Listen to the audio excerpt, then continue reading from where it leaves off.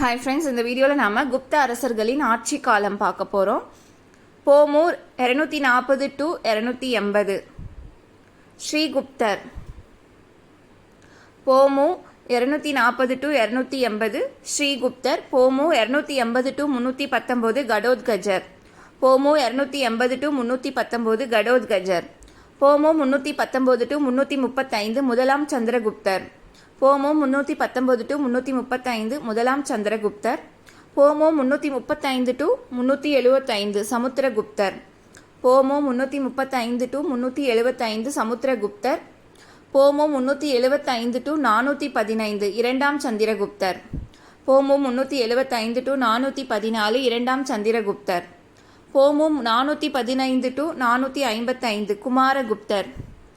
போமு 415 to 455 குமாரகுப்தர்.